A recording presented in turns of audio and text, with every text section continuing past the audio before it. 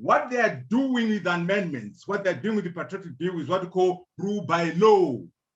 We don't want rule by law. We want the rule of law. We want constitutionalism.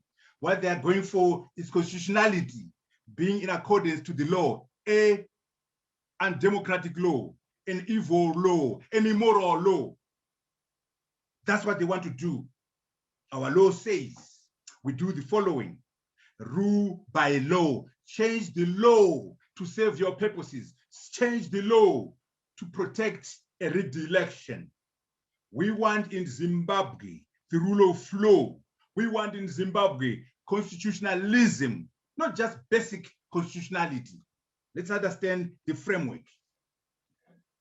Okay. Now, what are we seeing? We are also seeing the deployment of naked violation of people's rights, violence, repression. 1 August, 6 people dead after the elections. The fuel riot in January 2019, 12 people dead. The regime is applying lawfare, weaponization of the law. They're also using violence. They're using death as a tool. They're harassing and persecuting the opposition. They're using violence against the opposition. Many opposition activists, many civil society activists are in the courts. They're also doing more than that. They're taming, they're co-opting, they're bribing members of the opposition. They now have MDCT, which is their own party in the opposition. This is the strategy of the regime, which will lead to history repeating itself. They are engaging in political patronage. They're engaging in systemic corruption. And of course, foundation to all this is primitive tribalism and shameless clansmanship in Zimbabwe. What are we saying? The strategy of the regime is power retention and consolidation at any cost. What are we saying? Elections are an irritation. Elections are an inconvenient nuisance to the regime. But all these, of course, are going to have a devastating impact on the economy. They're going to damage the business environment. They're going to damage both lives and livelihoods. They're going to damage the availability of jobs and creation of new jobs. This is the impact of the strategy. You must understand a bit of Mugabe versus Mnangagwa. There's a difference. Mnangagwa is quick to use force, more brazen than Mugabe. 1 August, 6 dead. January 2010, 12 dead. He has gone beyond Mugabe's record. He's brutal and unrefined, an unrefined dictator, an unrefined despot. What is his strategy? Ask him. Violence works. Use it as a first resort. Don't hesitate to beat them up. Don't hesitate to kill them. Violence works. Use it as a first resort. That's Mnangagwa, different from Mugabe. Lawfare, weaponization of the law, is more brazen than Robert Mugabe. Remember this. Mnangagwa is coming from the intelligence services. Mnangagwa is a CIO, as Professor Samuel has told us. So what does he do? He abuses intelligence resources. They use what is called falsified military intelligence. Falsified military intelligence against rivals and opponents. When you look at the history, Gamma Talks was taken out by falsified military intelligence. G40 was taken out by falsified military intelligence. Joyce Mujuru was kicked out using falsified military intelligence. Today, they're using the same strategy, the same modus operandi against the opposition. This is Mnangagwa as opposed to Robert Mugabe. We know Mugabe was a tribalist, but Mugabe had an element of sophistication around his tribalism. Mnangagwa is completely unimaginative. He's a man of limited abilities, a man of limited talents. That's why he's got profound insecurity, which leads to the vices and the methods we've just described. Understand the man Mnangagwa vis-a-vis Robert Mugabe. He's a president who used to be a violent hatchet man for Robert Mugabe. Now he's a hatchet man for himself. So can you imagine if you could do all those evil things for Mugabe? He's going to do more for himself. Mugabe was a subtle and sophisticated tribalist. We don't want tribalism at all, but Mugabe had some subtlety to it. There's some sophistication to it. This one is an unimaginative, primitive tribalist steeped in clansman politics. Zimbabwe is going through a terrible phase. Okay, the opposition. Let me make this one very clear. When we say there must be unity in the opposition, unity is valuable, people don't understand this.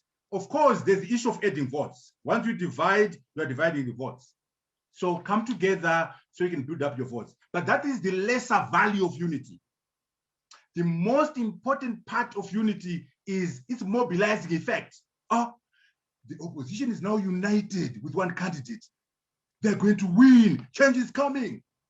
People rush to register. People rush to vote because unity is a mobilizing tool. When the opposition is united, it's not just a question of adding the votes of their supporters. No, it is about creating a mobilizing platform, a mobilizing tool for people of Zimbabwe to believe change is coming. They are united. Change is coming. They're going to win. So you must understand that as the basis for the value of unity. More importantly, when you are divided, you provide what we call plausible rationale for rigged outcomes. No, they lost because they were divided. If only they were united, they would have won. We call that plausible rationale for rigging. Don't give ZANU-PF, don't give the regime plausible rationale for rigged outcomes. They were divided anyway, that's why they lost. If only they were united, they're going to win. Opposition parties, please understand that unity is more than just adding the votes of your supporters. It's about the mobilizing impact of unity. But more importantly, it's about removing the plausible rationale for rigged outcomes. Here's an example. In 2008, Morgan Tsvangirai, 47.9%, Robert Mugabe, 43.2%, Makoni, 8.3%. When you look at this, observers will say, when we add Morgan's outcome and Makoni's outcome, we get 56%. These guys are fools. They should have united. If they're united, they would have won. They're foolish. That is the wrong interpretation. Morgan won in spite of Makoni. Morgan won despite Makoni. But what we did by being divided, we played hostage to fortune. We gave the regime, we gave observers, we gave neutral people plausible rationale for rigged outcome. No, it's your fault, you guys. Only if you are united, you're going to win. But that outcome of 47.9% is not correct. It's now actually common cause now. The regime has told us. After they were fighting each other, they told us the actual results. Morgan Tsvangirai won in 2008 despite the presence of Makoni. But because Makoni was in the game with the MDC-M that I was leading, we played hostage to fortune. We provided plausible rationale for rigging. Please, brothers and sisters in the opposition, have clarity on the strategic value of unity. You can win when there are 20 other candidates. But people say, no, you didn't actually win. Maybe you lost because there are too many of them in the game. And of course, you must stop ZANU-PF 2/3 majority. Don't concentrate on the presidency at the expense of parliament. It's nonsensical, it's unstrategic. What do you want to do with the president without parliament? Make sure you put resources, strategic thinking, and planning into winning parliament in addition to the presidency. Otherwise, it don't make sense to anybody. Otherwise, you are allowing history to repeat itself. Stop ZANU-PF from getting 2/3 majority. And also, when we win, when you win, don't win by a small margin. If you win by a small margin, it's tempting for the rigger. When there's a small margin, there's temptation to rig. Even in America, my friend Trump, what did he do? I just want to find 11,780 votes. He was talking to the Secretary of State in Georgia because the gap was small, so small. So the despot Trump was tempted to say, please rig for me. But of course, America is luckier than us. They have strong institutions. They have men of integrity. People like Mike Pence, people like the Secretary of Georgia said no. So Trump could not rig, not because he didn't want to rig.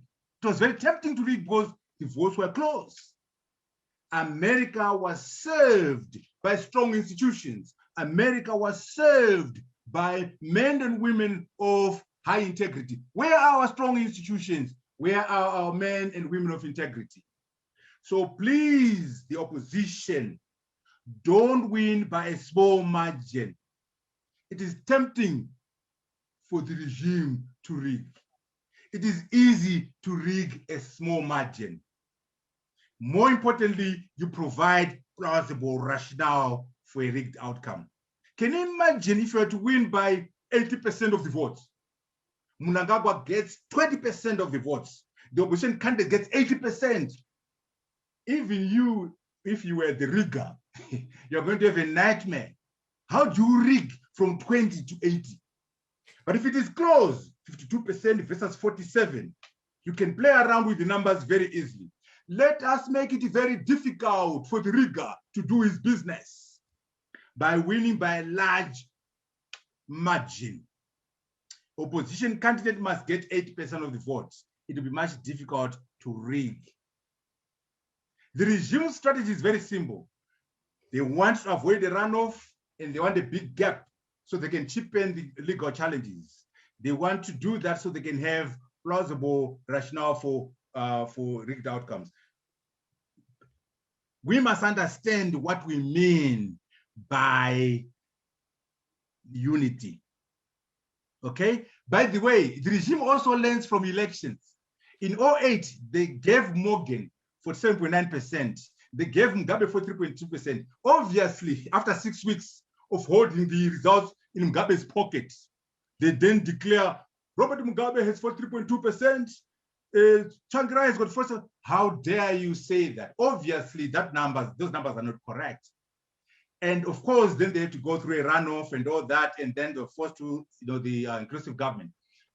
In 2030, they were wiser. Rigged by a big margin. Mugabe has got a comfortable 61% versus Morgan's 34.9%. You can't challenge that. So they want to reach by good margins. So 2013 was very difficult to challenge. 2018, very close election. But they rigged so they can be above 50, but just above 50. And of course, once you are just above 50, there's room for people to question it. Now, here is the message to Zimbabwe. In 2023, the regime wants to get not just 50%, much more above 50. So that if they have 70% or 65%, they now can say, you can't challenge this.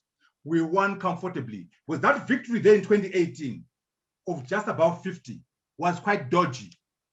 In future, they won't do that. They won't make it that close.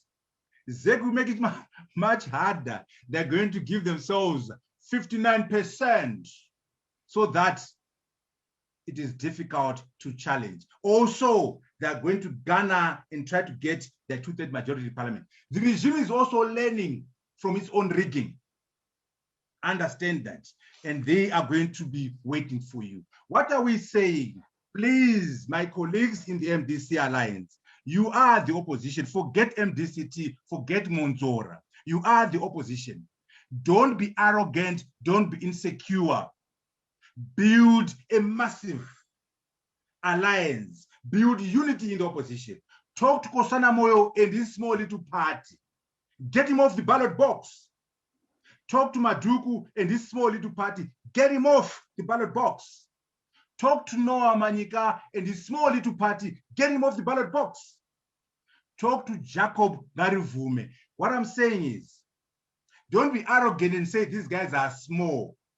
they don't matter. They matter in terms of psychology of the people. They matter in terms of plausible rationale for rigging.